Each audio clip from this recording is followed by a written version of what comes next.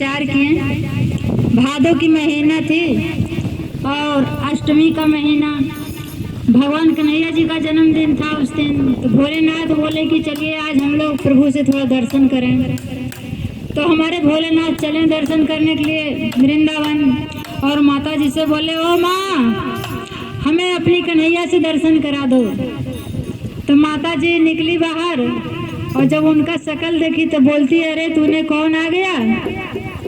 मेरा लाला तो बहुत नाजुक है, तुम्हें देखेगा तो डर जाएगा, तुम्हारी शक्ल तो इतनी डरावनी है कि दुनिया डर जाएंगे, और हमारी लाला ना डरेगा?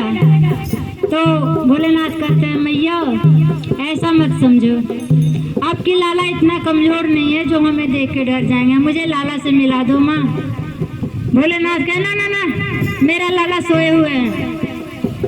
जसोदा माँ ने बहुत जोर से डांट डांट कर बोली कि तुम चले जाओ मेरे दरवाजे पर से, मेरा लाला सोया हुआ, तुम्हें देखेगा तो हार्ट फेल हो जाएगा, डर जाएगा, तुम्हारी शक्ल बहुत डरावनी है।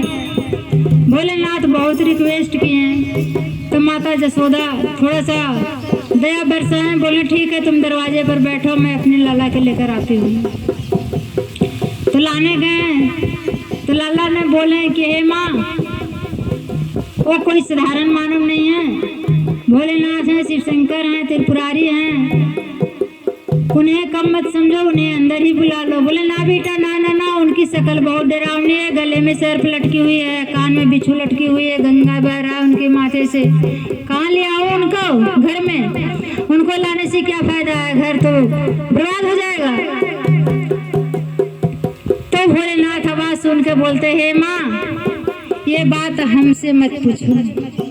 कहते हैं भोलेनाथ, हमसे ना पूछो मैया, हमसे ना पूछो मैया, हमसे ना पूछो, हमसे ना पूछो मैया, हमसे ना पूछो मैया, हमसे ना पूछो, हमसे ना पूछो मैया, हमसे ना पूछो मैया, हमसे ना पूछो, हमसे ना पूछो मैया, हमसे ना पूछो मैया, हमसे ना पूछो, तेरे लाला जग तारन है मैया, हमसे ना पूछो, तेरे लाला जग तारन है मैया, हमसे ना पूछो, तेरे लाला दुनिया को पालन है मैया, हमसे ना पूछो,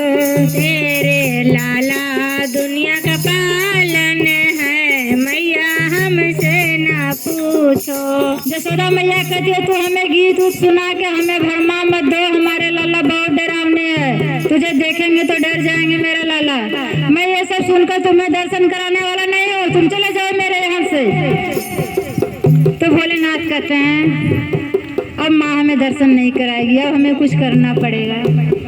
तो भोलेनाथ देखे कि मटकी चला रही है माँ, बोले यही तो मौका है। तो भोलेनाथ कहते हैं, मैया तू अपनी मटकी तो जाके देख, तेरा मटकी वहाँ फूट भंगी है, अब कौन खाया तो तेरा कान्हा जी खाए। बोले ना ना ना ना ना, खाना दो ना, मेरा कान्हा ही ना खाया, तुम्हें क्या जा रहा, तुम जाओ ना।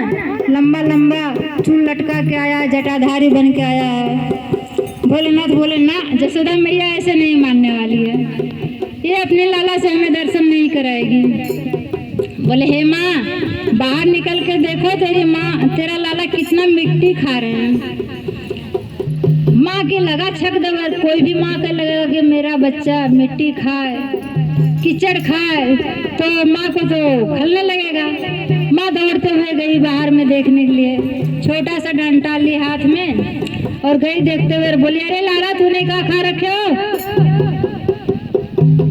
तो कृष्ण भगवान मुस्कुरा मुस्कुरा कर ओखली के चारों बगल दौड़ रहे हैं और बोल रहे हैं, मैंने कुछ नहीं खाया मैया, मैं कुछ नहीं खाया मैया, मुझे मत इस तरह मारो।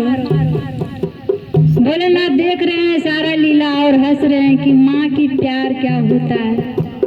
जो कि दुनिया की देखने वाले हैं उनको माँ इतनी छोटी सी डंडा लेकर मारने के लिए दौड़ रही है और वो मार खा रहे हैं माँ के हाथ से। बोला वो सब मैं नहीं सुनूंगा, तुम अपना मुंह खोल के दिखाओ, तूने माटी खाया है। तो कृष्ण भगवान बोले कि अब मेरी माँ गुस्सा में आ गई, मुझे तो दर्शन भी नहीं कराया भोलेनाथ से और मेरा मुख भी अब खुलवा लेगी, ये तो हमारे प्रभु का दिया हुआ है माया की जाल। बोले माँ तू देख ले तुम्हारे बेटवा कितना तेज है, दुनिया के रखने वाला, दुनिया के पालनहार, दुनिया के जीवन दान, पुत्र दान, सब कुछ करने वाला है तुम्हारा लाला, और तुम कहती हो हमारे लाला बड़ा डरावनी है, हमसे डरा जाएगा, मुख तो खुलवाओ। माँ बोली मुख खोल, मुख खोल। जब हमारे कन्हैया जी मुख खोले तो अपने मुख के अंदर से दिखाई दे दिया तीनों लोग 14 भुवन। माँ देखते ही बेहोश हो गई कि हमारे बबुआ के मुंह में ये क्या सारा दुनिया दिख रहा है। माँ मूर्छित होकर गिर गई। भोलेनाथ बोले अब क्या होगा, जब माँ गिर गई तो फिर लाला किस काम की। फिर दोनों ने विचार किए, भोलेनाथ और कृष्ण भगवान की माँ को तो उठाना बहुत जरूरी है। फिर कृष्ण भगवान माया खिलाकर बोले, कहने हे माँ मुझे बहुत तेज भूख लगी है, मुझे खाना दो। माँ का नींद टूटा और माँ दौड़ते हुए अपनी लाला को पकड़ के गोद में उठाई और बोली, हे बाबू, हे लाला, मैंने तुझे खाना अभी तक नहीं खिलाया, मैं बहुत तेज नींद में सो गई थी बेटा, चलो मैं तुझे खाना देती हूँ। तो फिर मैं इसी के साथ अपनी वाणी को विराम करती हूँ, गुरुदेव की चरणों में समर्पित करती हूँ। हर हर महादेव, मैया पार्वती की जय।